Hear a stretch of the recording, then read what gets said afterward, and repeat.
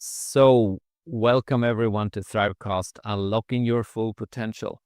I'm Oscar. I'm an emotional fitness coach, and I help people embody their higher self so they can live their soul purpose. And with me today, I have my co-host, Katarina Hansen's Coulson.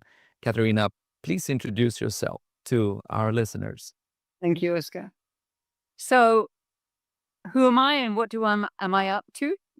Well, I have to say I drifted because we're going to be talking about drifting, and I think it's a great expression to find out, are we drifting or not? I drifted for 20 years as a teacher, as a psychotherapist. I mean, you can have a great career, but still drift until I found my core values.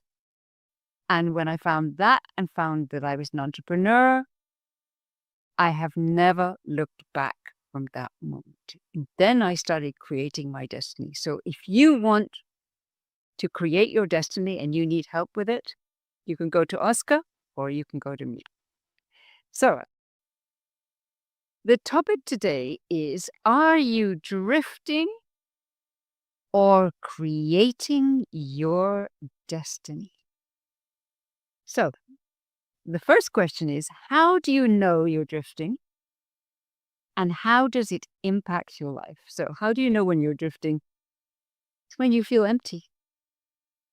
It's when you feel that you're not on purpose, you're not really aligned with your core values. You may not even know your core values.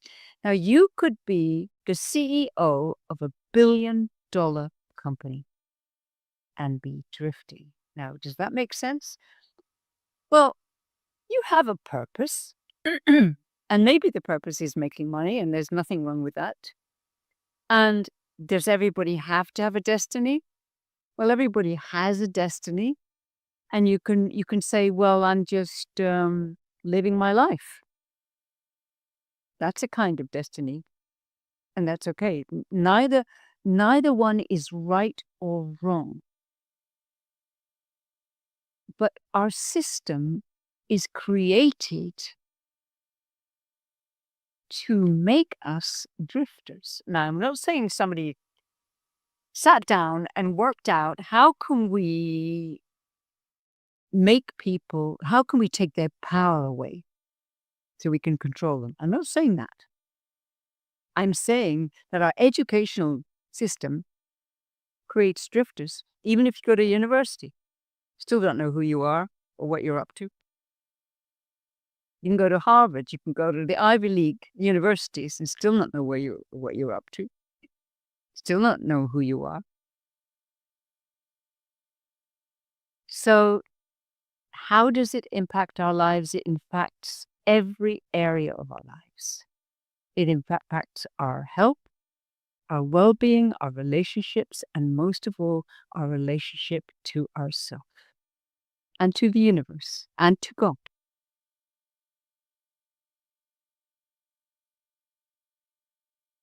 So if you think about, what if tomorrow you were 80, 90, 100 years old and about to die? You would look back on your life and go, did I drift or did I live with passion? Did I create my destiny or did I just let things happen? So, Oscar, what would you say? How do you know that you're drifting and how does it impact your life? Oh, how do you know that you're drifting? I think there's a sense of that you're not really getting to where you desire to be. However, it's almost diffuse because you're like, well, it's just maybe it's an anxiety or it's a frustration. It's a constant getting, but it's never getting to that type of satisfaction that your soul feels in the now. So essentially, how do you know? Well, it's simply the feeling of like, there's something missing, or I'm not in alignment. There's no sense of fulfillment. There's a constant like, oh, maybe if that were there, then this would be better. So it's simply for someone to notice, how does it feel in how I conduct my everyday life? Does it truly feel inspired? Does it truly feel in form of effortless flow, in a sense, I would say? Because if it's not, then perhaps you should definitely listen deeper. And what implications does that have? You know, if we are drifting, well, essentially, what is drifting? Like, I would say at the essence of it all, it's the drifting of thought, right? It's like, so you have, think of a flow, a river, and the river, through the river there flows a lot of thoughts. Now, in a meditative state, right? You're the one who just watches. You're the one who watches those thoughts coming through. But there's also divine sort of an inspiration that is the river in itself. But you're not getting hung up on all the things that is in the river, but you actually connect with the river. Now, if you were a drifter, you're like, oh, look at that thing, look at that thing, look at that thing, and you grab on to those thoughts. They hijack you and say, like, oh, you should do this, or you should do that, or whatever. And so a drifter is someone who jumps from one thought to the next, and it may be a little bit disorganized. Maybe not necessarily in life, but disorganized in the sense of like, oh, I have to do this to get that to work, or this needs to happen in order for that to be. When it's more about you starting to feel a coherence in where you're heading, a little bit like Katarina said, it's about values, it's about connection. For me, it's also about my own connection to God, to how that universal energy is there as a base pillar for me to lean on as I conduct my business throughout life. That's what I would say. What would you say, Katarina? Or Yeah. maybe you have Yeah, something to add, or I agree with that. I think a lot of one of the greatest signs of drifting is that when you get to Friday, you've worked Monday, Tuesday, Wednesday, Thursday, Friday, you feel you need to compensate yourself. Go out and buy shoes, buy a handbag, or buy a, I was going to say a hat. People don't buy hats these days, maybe a cap, but but you feel you need to get a new car, a new house, a new wife, a new something, something, something to compensate. I know I used to feel like that. Oh, it's Friday. Now I can spend some money. I can go out and have a party and whatever, because I need to compensate myself for this week. Right. So if you're compensating, you are drifting. All right. So next question is, how do you create your destiny? Because that's not taught in school. It's not taught in universities. How do you create your destiny? Number one, you find your 3 core values. My life completely changed when the day I found my 3 core values, which are truth, greatness, and vision. Now, you can borrow those if you like, because it will definitely take you towards your destiny. But find your 3 core values first and align who you are and what you do with your 3 core values. Align your identity, your purpose, and your vision with your 3 core values and with who you are. Now, that's putting it in a nutshell. Does it take work? Yes. Now, it could take years, or it could take a day. You can do it in one day with me. in 4 hours. And is it, some of my clients even say, or potential clients even say, well, is it free? And I say, well, is a Ferrari free? What if you went into a car dealership and said, oh, I'd like that Ferrari there, but I don't want to pay for it. It's beautiful. I know it costs hundreds of thousands of dollars, maybe, but is it free? I mean, when you know your life purpose, you're on fire, you're passionate every day, right? How much is that worth? It's actually worth millions, millions. Okay, Oscar, how do you create your destiny? I would say, as you say, I mean, 3 core values is an essential. It's a little bit of, it's a direction, right? When I understood that, I love teaching, learning, research, and adventure, then it becomes more of you have a direction, right? That's one of the key things. Then the second one, I mean, for me I needed to let go of tons and tons and tons of ideas that I had, that the world had told me that I should be. Essentially everything that created a lot of resistance, a lot of likes and dislikes that weren't even my own. They were just put in my head by the world. And as that, as that cleared, then I got more and more, then was much more easier to see the way. And then eventually I came to this place also of I need energy in order to move in that direction. But that was when I truly also surrendered to God, or to divinity, to spirit, because then it was almost like, you know what, I'm no longer this tiny individual. I'm a God spark, and a God spark has an incredible energy, and that became an energy that then fuels those values to, for instance, do these podcasts every week with Katarina, or writing in my Facebook group, or conversing with people, or maybe putting myself out there for the people I like, and so forth. So it's just you have an energy flow that moves through you. I see that as a very important bit as well. Thank you. Yeah. What would you say, Katarina? Would you add to that? Yes. When you're absolutely, Oscar, you're absolutely right. It's all about energy. That's another way of detecting. If you're drifting, your energy is probably very, very low most of the time. And can you be bothered to go out running or rollerblading or swimming or skating? Nah.